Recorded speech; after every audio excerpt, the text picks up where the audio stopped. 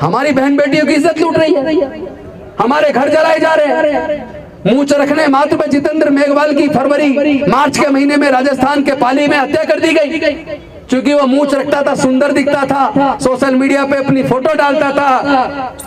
जिसने उसकी हत्या की उसने पुलिस को बताया कि ये सोशल मीडिया पर मूंछ पहनाते हुए अपनी फोटो डालता है, ये सुंदर दिखता है, इसलिए मुझे ये अच्छा नहीं लगा, ये दलित है, मैंने इसलिए इसकी हत्या कर दी। तो हमारे लोग सुंदर दिखेंगे तो आप हमारी हत्या कर दोगे? हमारे लोग जज, डॉक्टर, इंजीनियर, कलेक्टर बन जाएंगे तो आप हमारी हत्या करोगे? अभी 3 रात पहले मेरे घर पर सुनील जी आए, जो आईएएस में जिनका 22वां रैंक ऑल इंडिया में आया, जर्नल से उनको सिलेक्शन हुआ। उन्होंने मुझे बताया, उनकी वाइफ भी आईएफएस है, उन्होंने मुझे बताया कि पिछले दिनों उनकी शादी हुई, तब तक आईएएस का रिजल्ट नहीं आया था, वो आईपीएस ऑफिसर थे, और उन्होंने अपनी बारात घोड़ी पर निकालने की जब जिद की, पूरा का पूरा वहां के सामंतवादी लोग उनके खिलाफ हो गए। उन्होंने कहा अगर घोड़ी पे बारात निकालोगे तो तुम्हारी बारात पे हमला करेंगे, तुम्हें जिंदा नहीं छोड़ेंगे। लेकिन वो आईपीएस ऑफिसर थे, उन्होंने पुलिस प्रशासन की बहुत अधिक मात्रा में व्यवस्था कराई, छतों पे पुलिस वाले इकट्ठे हुए, चारों तरफ पुलिस की छावनी बैठ गई, तब कहीं जाकर एक आईपीएस ऑफिसर वो अपनी बारात घोड़ी पर निकाल के आया। क्या शर्म नहीं आती? भारत की सरकारों को शर्म नहीं आती? क्या हम इंसान नहीं है? कहते हैं कि ये खाना तो दलित महिला ने बनाया है, ये खाना बच्चे नहीं खाएंगे। मैं आप सबके, मेरे साथी बैठे सारे, मैं आप सबसे पूछना चाहता हूं, देश के अंदर जूते चप्पल कौन बनाता है? हम बनाते हैं। तो क्या तुम जूते चप्पल पहनना बंद कर दोगे? देश के अंदर खेतों के अंदर अन्न कौन उगाता है? मजदूर के तौर पर, बेशक जमीन के मालिक ना हो, लेकिन उस जमीन पे खेती मजदूर के रूप में हम लोग करते हैं, अन्न हम उगाते हैं। तो क्या आप हमारे हाथ का उगाया हुआ अन्न खाना बंद कर दोगे? जिन घरों में आप रहते हैं उन घरों का मजदूर के रूप में निर्माण हम करते हैं, क्या आप उन घरों में रहना बंद कर दोगे? जिन स्कूलों में, कॉलेजों में आपके बच्चे पढ़ते हैं, जिन अस्पतालों में आप इलाज कराते हैं, उनका निर्माण मजदूर के तौर पर हमारे दलित समाज के मजदूर भाई करते हैं। क्या आप उन अस्पतालों में इलाज कराना बंद कर दो? क्या उन कॉलेज, अस्पतालों में, हॉस्पिटल में जाना, अपने बच्चों को भेजना बंद कर दोगे? जिस कपड़े को आप पहनते हैं उस कपड़े को भी हमारे लोग बुनने का काम करते हैं। क्या आप कपड़े पहनना बंद करके नंगे होने को तैयार हो? सोच के देखो क्या क्या छोड़ना पड़ेगा तुम्हें। इस तरीके से देश नहीं चलता। भारत विविधताओं का देश है। आपको सबको शुक्रिया अदा करना चाहिए डॉक्टर बाबा साहेब अम्बेडकर का। जिस देश के अंदर इतनी सारी भाषाएं हो, इतनी सारी संस्कृतियां हो, इतनी सारी जातियां हो, 4 वर्ण हो, अनेकों धर्म हो, इतनी विविधताओं के बावजूद जहां हर 50 किलोमीटर चलने पर भाषा बदल जाती है, संस्कृति बदल जाती है, जहां आजादी से पहले 565 रियासतें थी, ऐसे बिखरे हुए देश को एकजुट करके एक यूनाइटेड भारत के रूप में, एक राष्ट्र के रूप में अगर किसी ने एकजुट किया और उसको संरक्षित और सुरक्षित रखने का काम किया तो वो डॉक्टर बाबा साहेब अम्बेडकर के संविधान ने किया। वो बाबा साहेब अम्बेडकर की दूरगामी सोच थी। लेकिन दुख तब होता है जब हमारे लोगों के खिलाफ जुल्म होता है, हमारी बहन की इज्जत लूट ली जाती है, हमारे बच्चों को मार दिया जाता है, हम विरोध करते हैं तो हमारी बस्तियां जला दी जाती है। अभी आपने देखा होगा जालोर के अंदर जो अपने आप को ऊंची जाति का कहते हैं सो कॉल्ड, उन लोगों ने इस घटना के विरोध में पंचायत की, महापंचायत की है। उन्हीं लोगों ने हाथरस में भी महापंचायत की। तो क्या जुल्म करने वालों के फेवर में महापंचायत करके तुम भारत को एकजुट रख सकते हो? नहीं। हमारे समाज के लोग कोई गुलाम नहीं है। अब हमें दोबारा से गुलामी स्वीकार नहीं है। हम लोग लड़ेंगे, हम जीतेंगे। हम डॉक्टर बाबा साहेब अम्बेडकर के बच्चे हैं। लेकिन मैं आपको इस मंच के माध्यम से आह्वान करना चाहता हूं, अगर आपको इस लड़ाई को जीतना है तो ब्राह्मणवाद को और ब्राह्मण में अंतर करना सीखो। आज ब्राह्मणवाद दलितों के अंदर घुस चुका है। वाल्मीकि समाज के लोग अपने आप को अलग लेके चल रहे हैं, जाटो समाज के लोग अपने आप को अलग लेके चल रहे हैं, खटीक समाज के लोग अपने आप को अलग लेके चल रहे हैं, रेगड़ समाज के लोग अपने आप को अलग लेके चल रहे हैं, बलई समाज के लोग अपने आप को अलग लेके चल रहे हैं, कोली समाज अपने आप को अलग लेके चल रहा है, और उसी तरह अनुसूचित जनजाति में, उसी तरह पिछड़े वर्ग में। मुझे पता लगा जो कुर्मी समाज है उसमें सचान अलग है, वर्मा अलग है, चौधरी अलग है, पटेल अलग है। जाति में जाति, जाति में जाति, जाति में जाति। जब हम लोग अपनी जाति को महान बताते हैं, अपनी जाति को ऊंचा बताते हैं, उसी क्षण हम जाति व्यवस्था को मजबूत कर देते हैं। जब हम जाति में बटे हैं और अपनी अपनी जाति को जोड़ रहे हैं, तो तुम्हें कोई हक नहीं है जातिवाद के खिलाफ बोलने का। अगर तुम जातिवाद को खत्म करना चाहते हो तो इस बात को समझ लो कि हमारे साथ जो उत्पीड़न है वो जातिवाद की वजह से है। ये जातिगत उत्पीड़न है, ये जाति की वजह से है। जब तक जातियां बनी रहेंगी तब तक जातिगत उत्पीड़न भी बना रहेगा। अगर आप जातिगत उत्पीड़न से मुक्ति चाहते हैं तो जाति छोड़ने का संकल्प करो। जाति छोड़ो, समाज छोड़ो। कोई वाल्मीकि नहीं चलेगा, कोई जाटव नहीं, कोई चमार नहीं, कोई कोली नहीं, कोई खटीक नहीं, कोई बैरवा नहीं, कोई बलई नहीं, कोई रेगड़ नहीं, कोई वर्मा नहीं, कोई चौधरी नहीं, कोई सचान नहीं, कोई पटेल नहीं, कोई सोनकर नहीं। प्रबुद्ध भारत, बौद्धमय भारत, ये डॉक्टर बाबा साहब अम्बेडकर का सपना था। एक ऐसा भारत, एक ऐसा भारत जिसमें सबके लिए समता, स्वतंत्रता, बंधुता और न्याय हो, जिसमें मानवता को ही सर्वश्रेष्ठ माना जाए, जिसमें सबके लिए प्रज्ञा हो, सबके लिए करुणा हो, सबके लिए शील हो।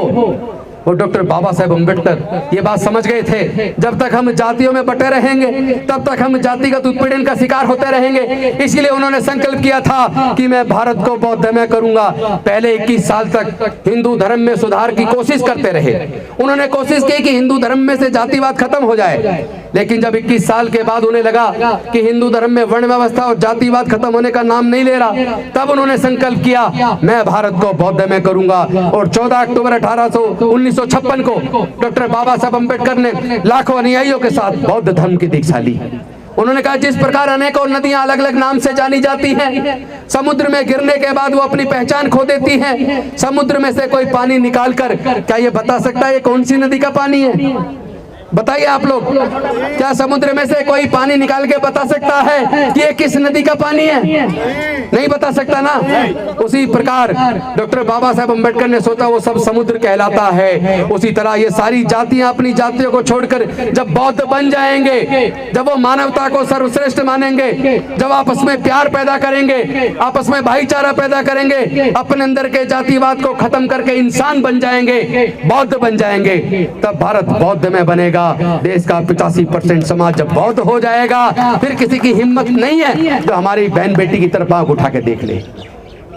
मैं आह्वान करना चाहता हूं उन लोगों से भी जो मानवता पसंद हैं, चाहे वो किसी भी वर्ण के हो, चाहे वो ब्राह्मण हो, क्षत्रिय हो, वैश्य हो या कोई भी हो, जो मानवता पसंद है, जो बुराई के खिलाफ बोलना चाहता है, जो इंसानियत को चाहता है, जो जुल्म के खिलाफ बोलना चाहता है, वो अपनी जातियों को छोड़ के एकजुट होने की बात करो और बुराई का विरोध करना सीखो।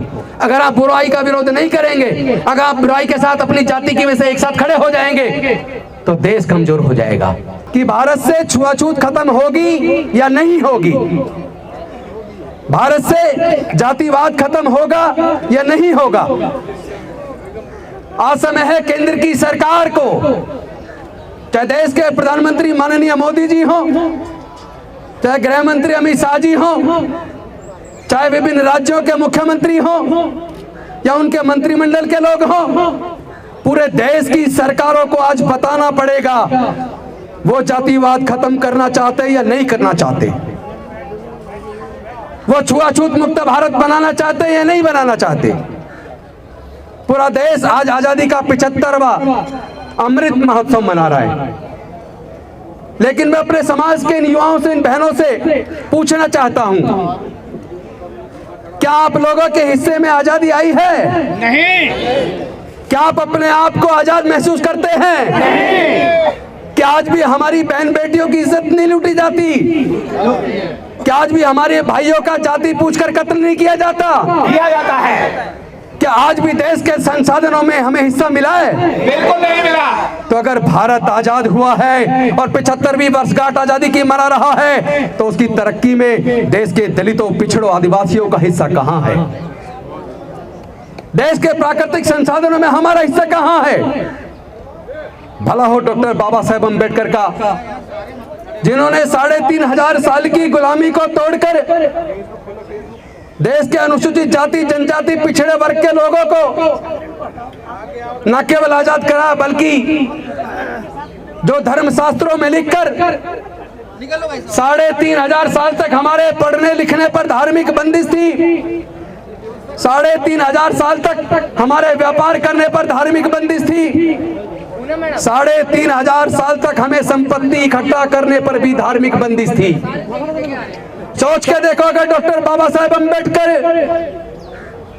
इस 3,500 साल की गुलामी से हमें मुक्ति न दिलाते, अगर वो स्कूलों में कॉलेजों में हमारे लिए पढ़ने की व्यवस्था ना करते, अगर वो रिजर्वेशन की व्यवस्था करके हमारे लिए सरकारी नौकरियों की व्यवस्था ना करते, अगर वो हमारे वोट का अधिकार सुनिश्चित ना करते, अगर संविधान के माध्यम से संवैधानिक रूप से हमें सारे हक और अधिकार ना देते, तो क्या हम आजाद हो पाते?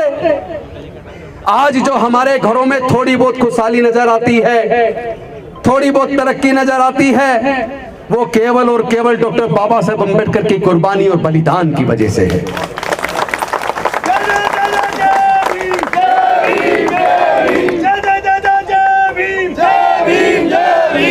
मैं आप सब साथियों से आह्वान करना चाहता हूं, कृपया एक बार आंख मीच कर, आंख बंद कर अपने मन में सोच के देखो, डॉक्टर बाबा साहेब अम्बेडकर के 4 बच्चे चले गए। जिस पिता के 4 बच्चे छोटी सी उम्र में इलाज के अभाव में मर जाए, वो आदमी टूट जाता है, लेकिन डॉक्टर बाबा साहेब अम्बेडकर टूटे नहीं। 4 बच्चों को गंवाने के बावजूद उन्होंने अपना पूरा जीवन लगाकर हमारे दलितों, पिछड़ों, आदिवासियों को 3,500 साल की गुलामी से मुक्त किया।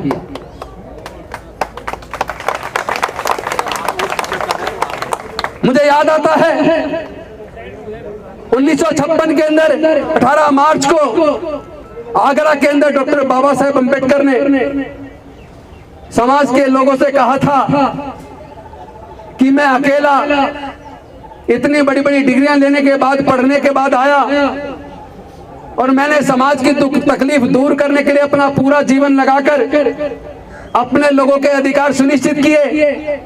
मैं उम्मीद करता था कि जब मेरे समाज के लोग पढ़ लिख जाएंगे, अफसर बन जाएंगे, डॉक्टर, इंजीनियर, वकील बन जाएंगे, अगर मैं अकेला इतना सब कुछ दे पाया तो मेरे समाज के पढ़े लिखे लोग मिलकर जब इस लड़ाई को लड़ेंगे तो समाज को पूरी तरीके से आजादी दिला देंगे, समाज के हक अधिकार सुनिश्चित कर देंगे।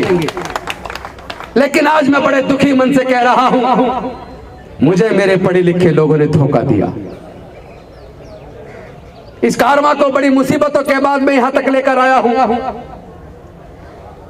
बड़े कष्ट झेले हैं। मैं उम्मीद करता हूं अपने समाज के लोगों से कि मेरे बाद इस कारवां को किसी भी तरीके से आगे लेकर जाएं, और अगर आगे ना ले जा पाए तो कम से कम यहीं छोड़ देना, यहां रोक के रखना, पीछे मत जाने देना। लेकिन क्या ये सच नहीं है? कारवां आगे जाने की बजाय और जहां तक डॉक्टर बाबा साहेब अम्बेडकर लेकर आए वहां तक रुकने की बजाय कारवां पीछे चला गया। पहले लाखों लोगों की नौकरियां लगती थी, हर विभाग में हजारों वैकेंसी निकलती थी, रोस्टर पॉइंट में पहली वैकेंसी एससी को जाती थी। लेकिन आज पहली वैकेंसी जनरल को, दूसरी जनरल को, तीसरी जनरल को, चौथी ओबीसी को, पांचवी जनरल को, छठी जनरल को, अगर 7 वैकेंसी निकलती है तब 1 वैकेंसी एससी को जाती है। 15 वैकेंसी निकलती है तो 2 एससी को, 1 एसटी को जाती है, 4 ओबीसी को जाती है। अगर 13 वैकेंसी निकलती है तो 13 वैकेंसी में से 2 एससी को जाती हैं, 13 में से एक एससी को जाती है, 2 ओबीसी को जाती हैं, 10 वैकेंसी जनरल को जाती है।